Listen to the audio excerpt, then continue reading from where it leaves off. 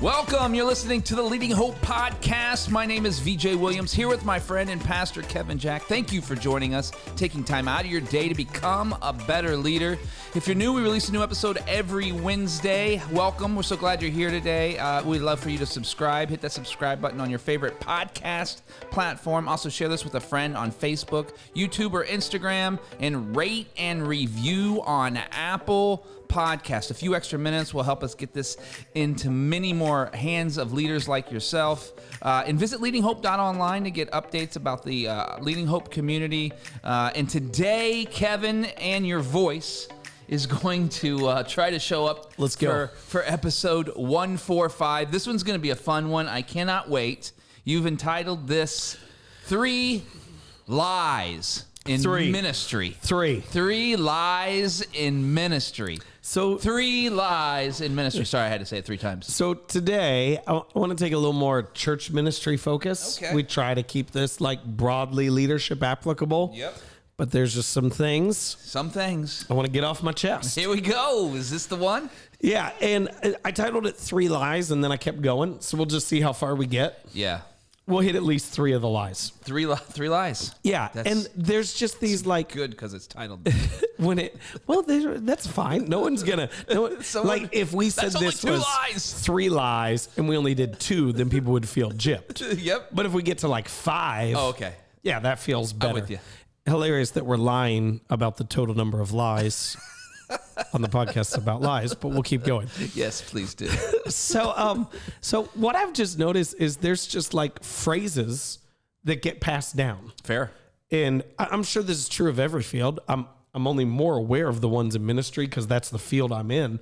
But like people just like, they're just like cute phrases and everybody's like, oh yeah, well, blah, blah, blah, blah, blah. Mm-hmm. And so people, oh yeah. And there's just a number of these over the years that they're just not true. Right. Like they're just not. And I don't know why people keep passing them down. But the problem is that people are actually building their ministries off of these as if these are timeless principles when they're not even correct to begin with. Gotcha. Cool? Yeah. All right. Yeah, So let's see how far we get. Yeah. Line number 1. What you win them with is what you win them to.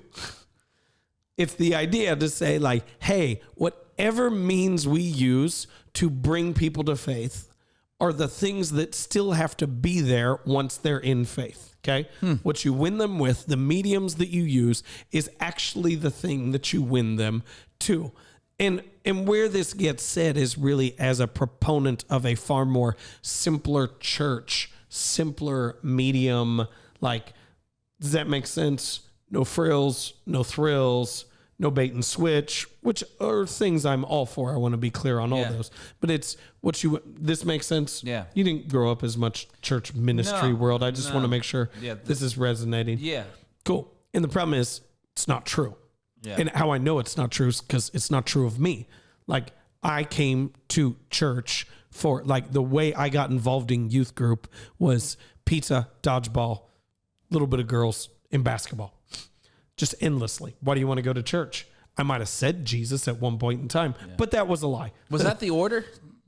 Was it that? Oh, no. The order was dodgeball, basketball, pizza, a little bit of girls. Just be honest. Yeah, I know. Don't judge me on that, but that you're was not lying, even though that's not the lie. Right. But it's like that's why I came. That's why I was involved. Right. I thought those things were fun. And somewhere over time, something deeper happened in my heart. And I truly gave all of my life to Christ. Yeah. And I would just say it as like, when I hear people say that, I always just want to go, no, it's not true. And I would say it like this, like you don't start a baby off eating meat and broccolis, right? Right. Like no one has infant right out of the womb. Yeah. Well, I'm sorry, what you win them with is what you win them to. So we're going to only give them what no, you understand they have to start with something that's accessible, something that is easy for them to digest, that they can just take in. For so many people, the first thing that they can just digest is just community that is healthy. Right. Community that is joyful. Yeah. And whatever those things are built around aren't the thing that is absolutely most important. It's you give them something to eat to begin with. Yeah, there's no argument from me in any of this. I think I would rather ask the question in this part right now is for the guy that did not grow up in the Christian circles. Who says this? Like pastors, but like who actually who's repeating this nonsense? Because you want to get myself in some trouble? No, I don't want you to say names, but like no, I'm not gonna say names. I want to know what is that? Where's that derived from? Where are they?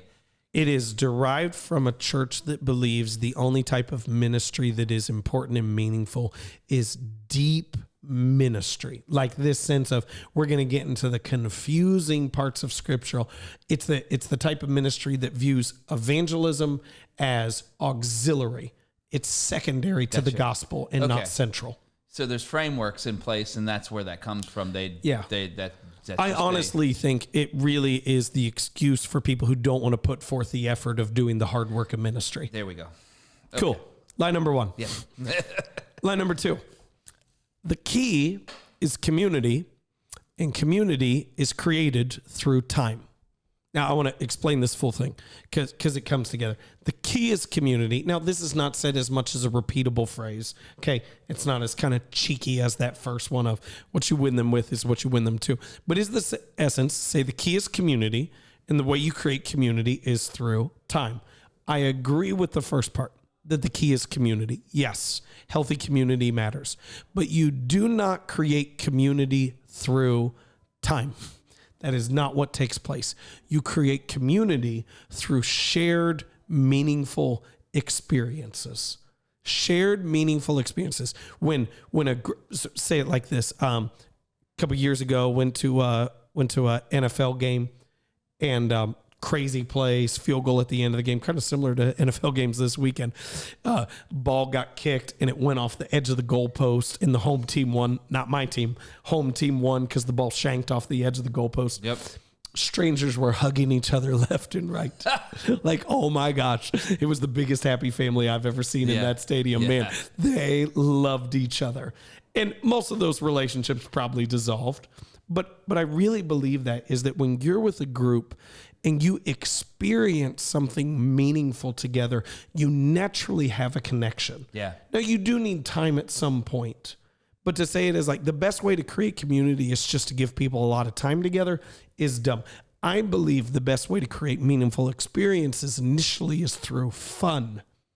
You cannot be mad at someone who you're having fun with. Yeah. Or to say it the opposite, you can't have fun with someone who you're mad at. Yeah. And so if you can create experiences that are fun, then all of a sudden that becomes the pathway to community. That's good. I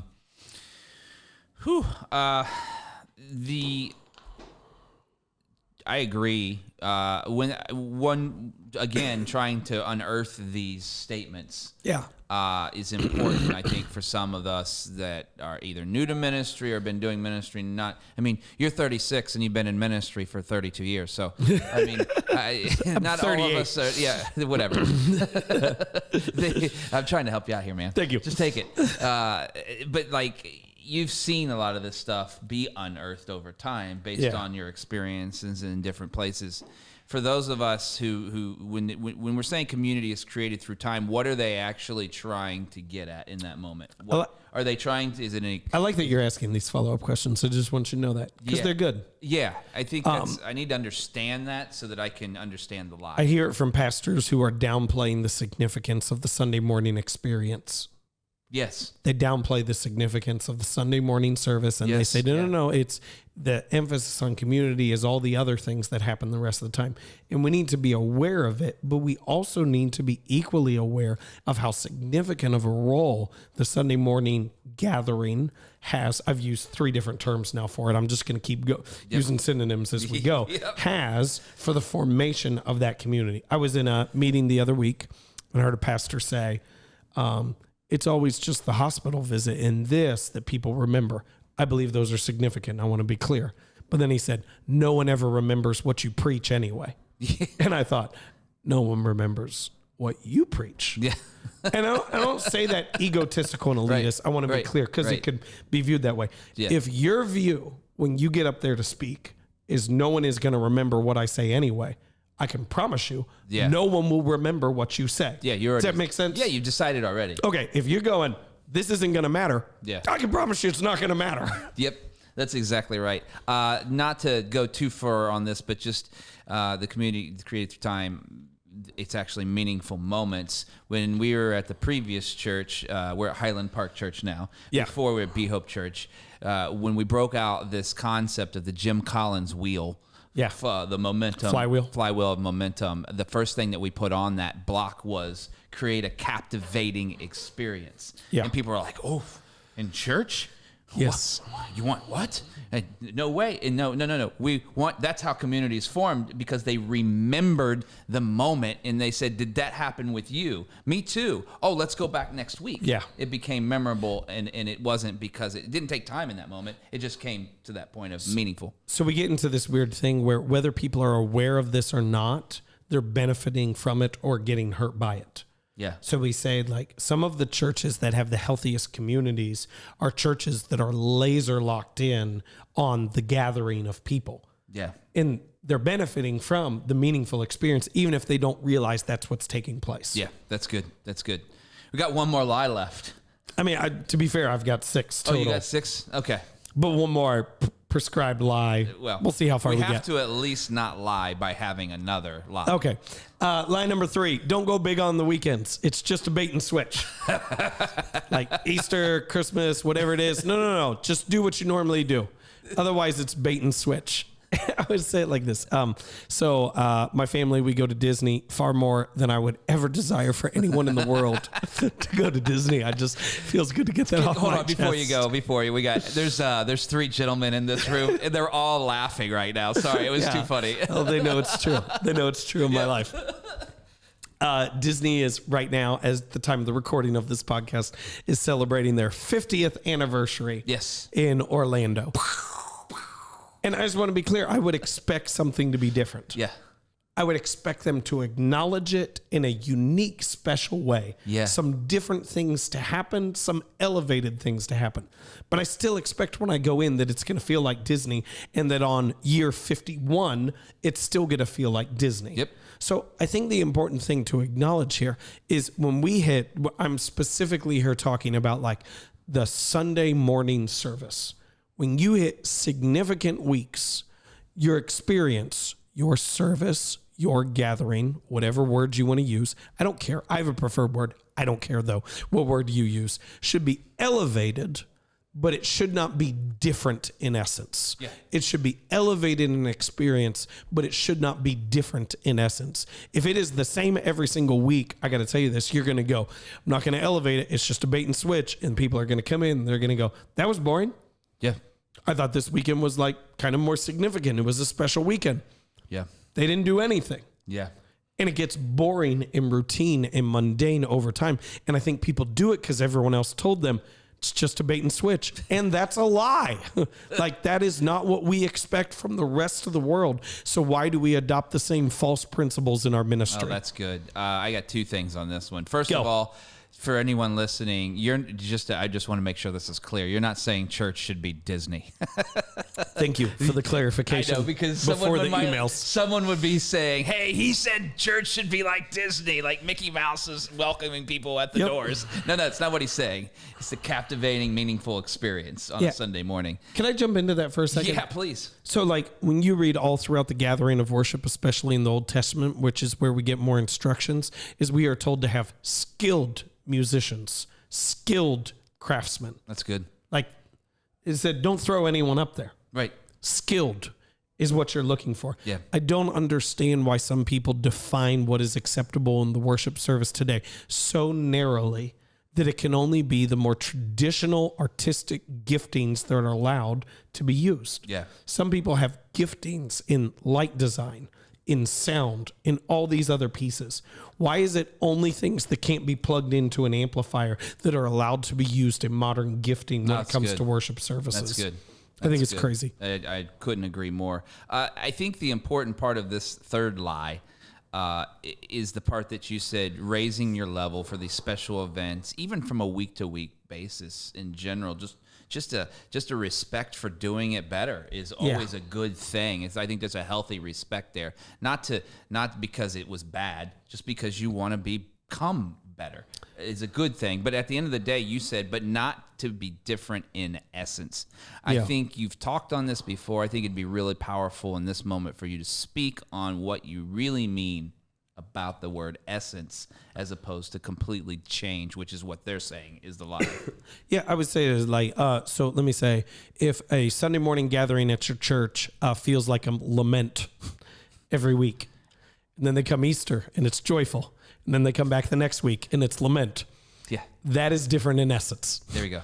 Okay, I believe it should be elevated in experience, but it should still feel very similar core to your values and who you are. That's a great explanation. Hey, listen, you met your quota on the lies. Did it? Got the 3 in. Do you have any other lies that you'd like to lie about? Yeah, I'm just gonna list off the last 3. Just go. Ready? Yep. And you can just counteract anything you want. First one, the attractional church is dead.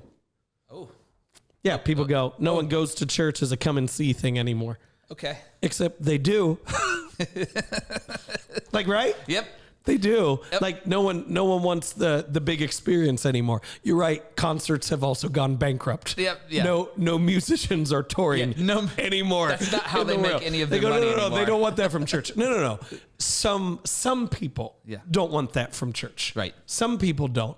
But why do we make this broad generalization over the culture as a whole, over your specific personal preferences? That's good. It's so stupid. Yep. All right, next one. Yep.